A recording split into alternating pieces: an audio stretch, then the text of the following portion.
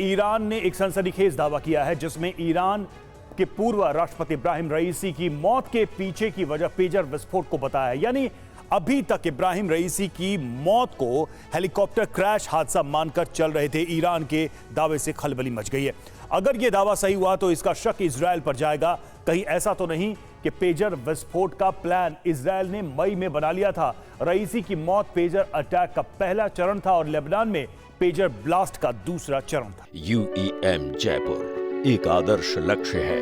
भावी छात्रों के लिए अच्छी नौकरी, भविष्य के लिए तैयार कौशल के साथ अच्छी शिक्षा।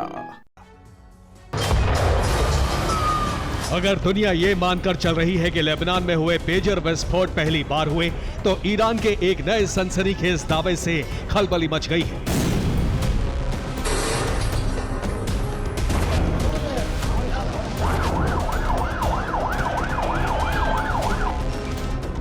कहा जा रहा है कि पेजर में विस्फोट सिर्फ लेबनान में नहीं हुए, बल्कि ईरान के पूर्व प्रेसिडेंट इब्राहिम रईसी के पेजर में भी ऐसा ही विस्फोट हुआ था और इसी वजह से उनका हेलीकॉप्टर क्रैश हुआ और उनकी मौत हो गई।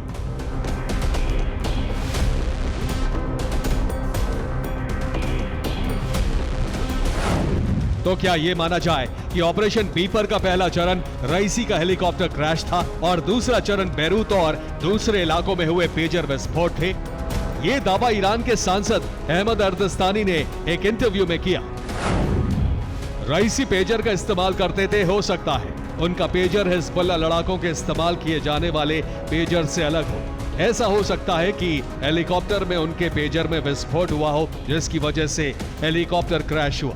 हमारी खुफिया एजेंसी को इसकी तहकीकात करनी चाहिए।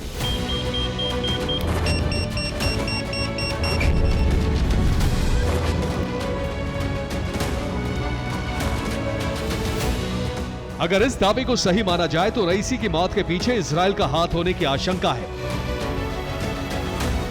हालांकि अभी तक लेबनान में हुए पेजर विस्फोट में भी यह साबित नहीं हो पाया है कि इसके पीछे इजरायल है या अमेरिका। हाँ, इतना असर जरूर हुआ है कि अब IRGC ने सभी कमांडो और ईरानी प्रॉक्सी के लड़ाकों को तुरंत इलेक्ट्रॉनिक डिवाइस और रेडियो ट्रांसमीटर का इस्तेमाल रोकने के लिए कहा है।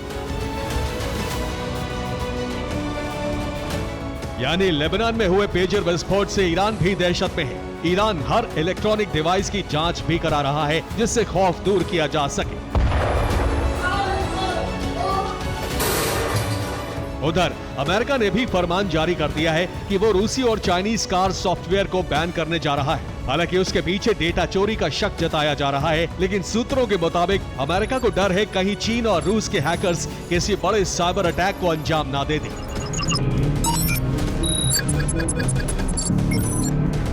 Bureau report, TV9 Bharatvarsh.